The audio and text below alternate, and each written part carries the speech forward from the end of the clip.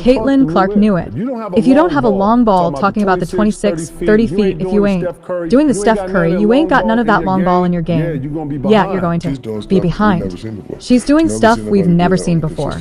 Never seen anybody do that on a consistent basis. There's a lot of girls in WNBA that have done it in spurts, but you know, that game I'm watching, y'all, the Final Four, I'm like, damn, like, and I was a hater because, you know, I'm down 2, but she's not going to hit that shot, and bam, like, damn.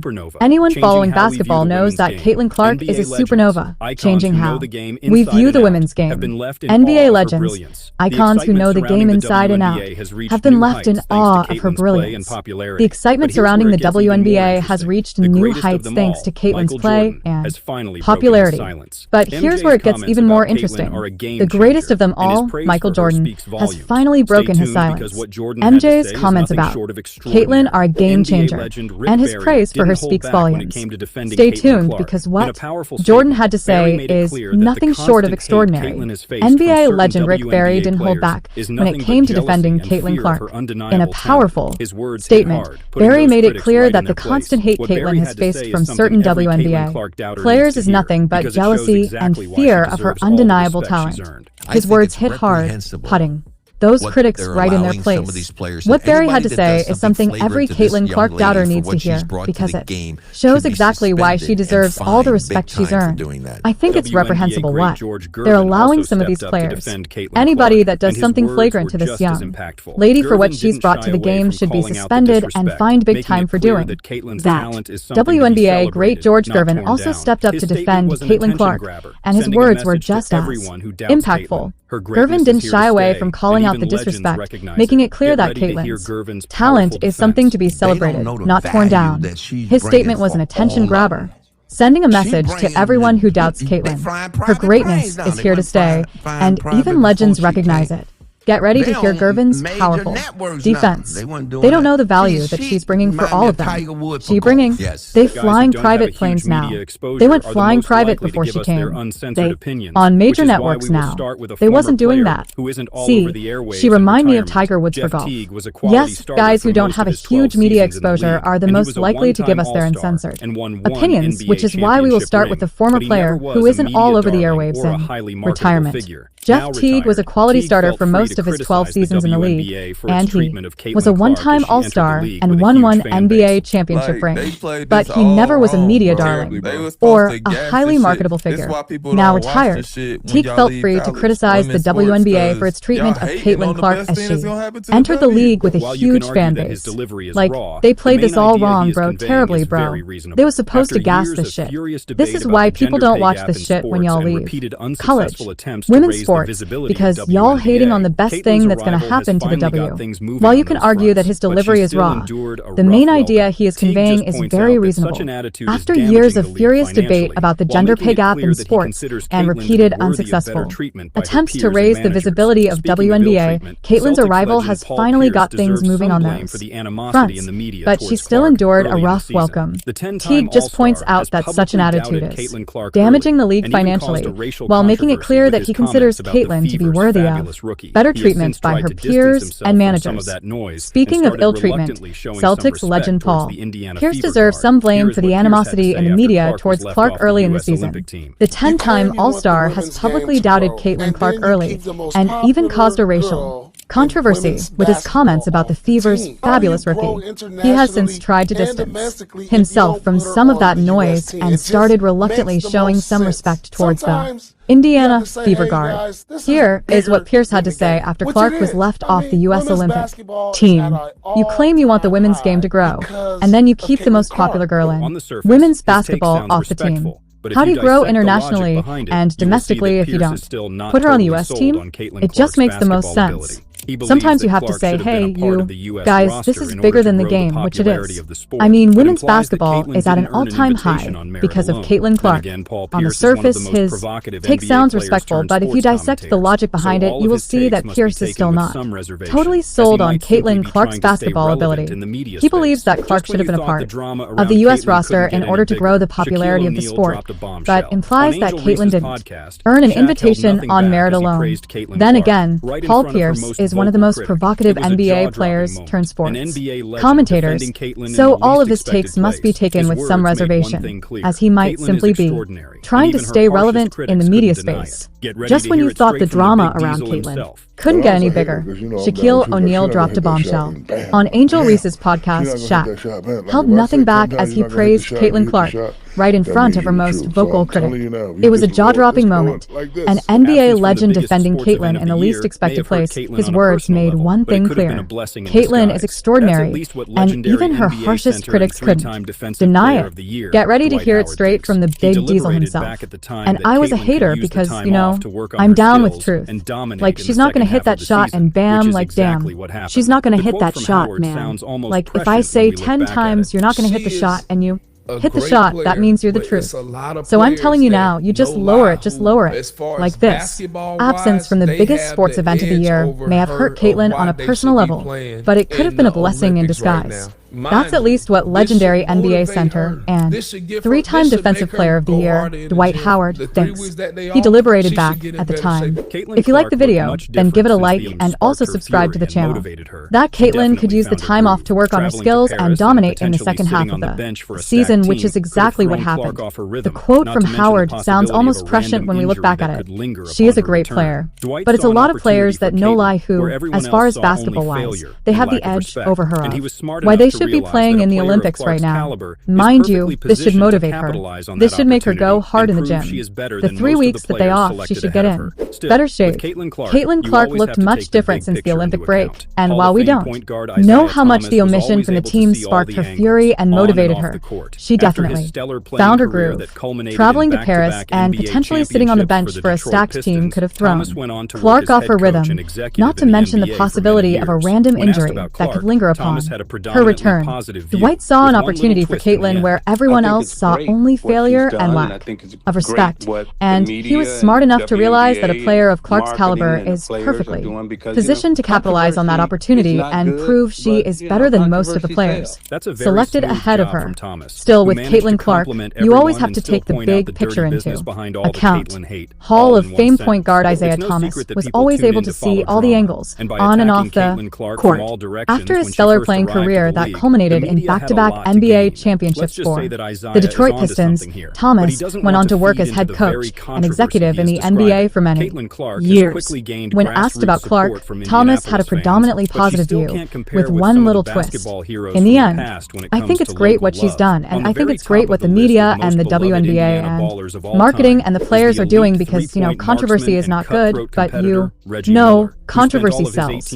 That's a very smooth job from Thomas, who managed to compliment everyone and still point out the dirty business behind all the Caitlyn hate, all in one sentence. It's no secret that people tune in to follow drama, and by attacking Caitlyn Clark from all directions when she first arrived to the league, the media had a lot to gain.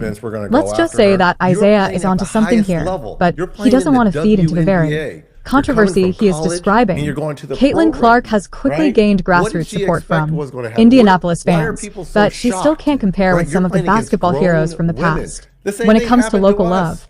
On the very top of the list of most beloved Indiana ballers of all time is the elite three-point marksman and cutthroat competitor, Reggie Miller, who spent all of his 18 seasons wearing a #31 Pacers jersey. While you might expect Miller to show some respect to Clark as the new savior of his town, he went the opposite way and basically said that every rookie must learn how to deal with adversity and competition. What did you expect was going to happen to her? Number one, I don't think it's jealousy. Oh my God. She's getting all the endorsements. We're going to go after her. You're playing at the highest level. You're playing in the WNBA. You're coming from college, and you're going to the pro ranks, right? What did she expect was going to happen? Why are people so shocked, right? You're playing against grown women. The same thing happened to us. Reggie Miller played in the old school NBA, where physicality was the norm, and his perspective on hard fouls might not fully apply to today's game. But let's be clear, Caitlyn Clark is facing challenges beyond just competitiveness. She's enduring unnecessary hostility. It was never realistic to expect WNBA players to simply welcome Caitlyn without a fight. But the level of resistance she has encountered goes beyond earning her place. It feels like an attempt to push her down.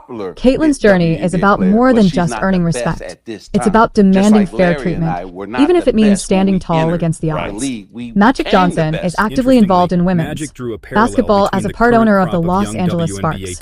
Because of that, we know that the superstar point guard and driver of 5 NBA championships teams is paying attention to what's going on in the WNBA. Johnson offered a very insightful analysis of Caitlyn's role in the league while also mentioning other high-profile rookies.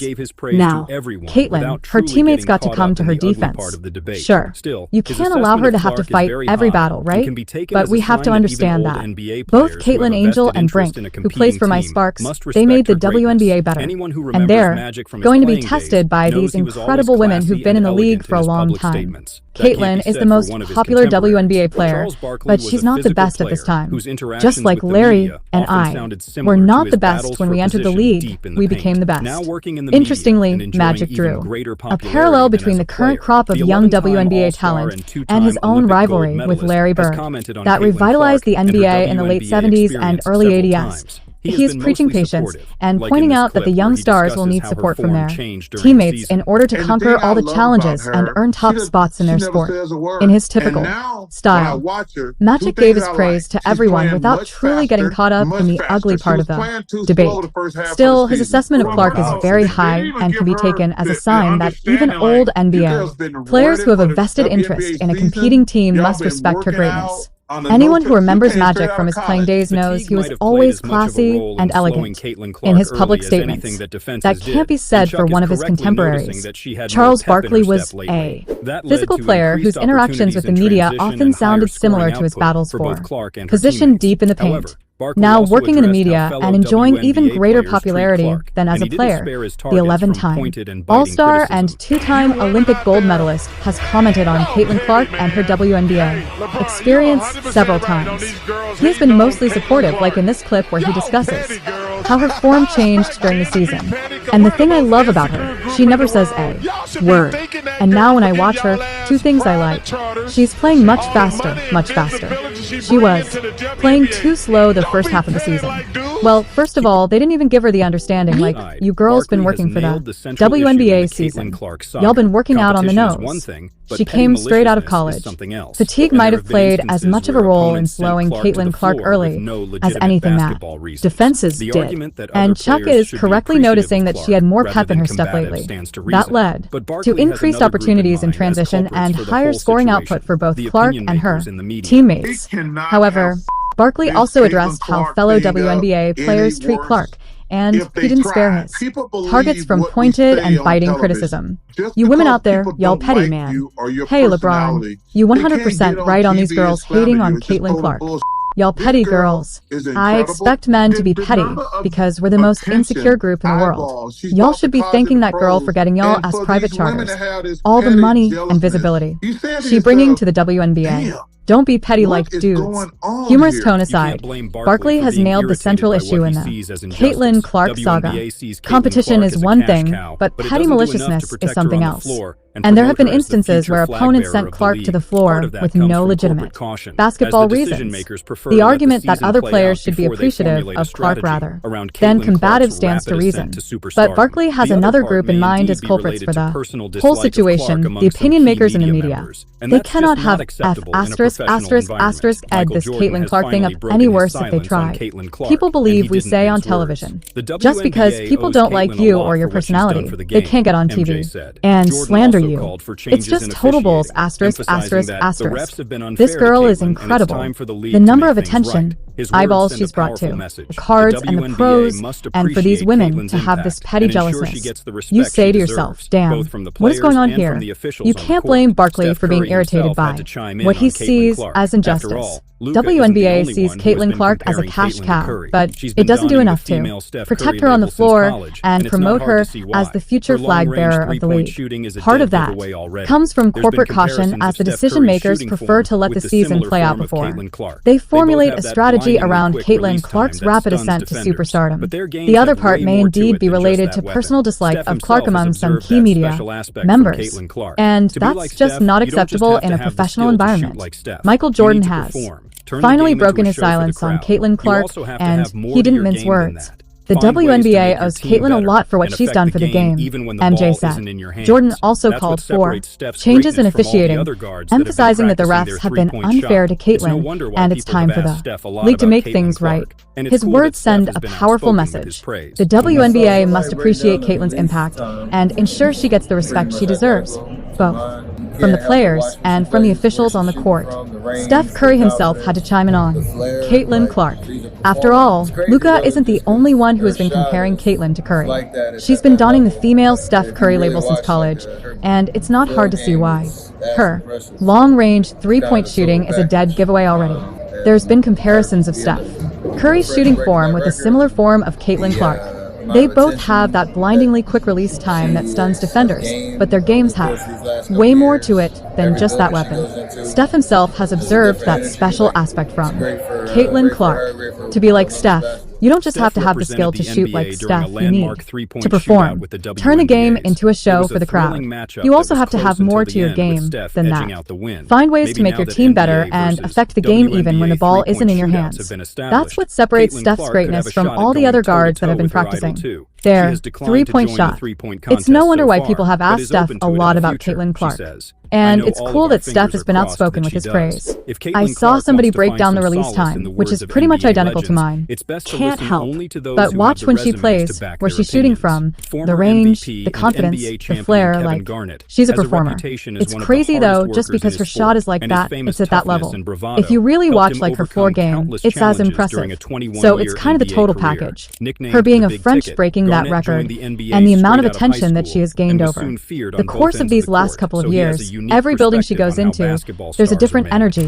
Like it's great for her, great for women's basketball. Steph represented the NBA during a landmark three-point shootout with the WNBAs. It was a thrilling matchup that was close until the end, with Steph edging out the win. Maybe now that NBA versus WNBA three-point shootouts have been established, Caitlin Clark could have a shot at going toe-to-toe with her idol too. She has declined to join the three-point contest so far, but is open to it in the future, she says. I know all of our fingers are crossed that she does. If Caitlin Clark wants to find some solace in the words of NBA legends, it's best to listen only to those who have the resumes to back their opinions. Former MVP and NBA champion Kevin Garnett has a reputation as one of the hardest workers in his sport, and his famous toughness and bravado helped him overcome countless challenges during a 21-year NBA career. Nicknamed the Big Ticket, Garnett joined the NBA straight out of high school and was soon feared on both ends of the court. So he has a unique perspective on how basketball stars are made. Caitlin Clark go through shit. I'm watching all, man, rookies, you're going to go through some shit. And guess what? When you're in, when you got the Bulls out of your back. Yeah, when you win, it's going to come with some shit. Ain't nobody hitting y'all with a step back and a high. Yeah, it's a compliment. Yeah, you fair.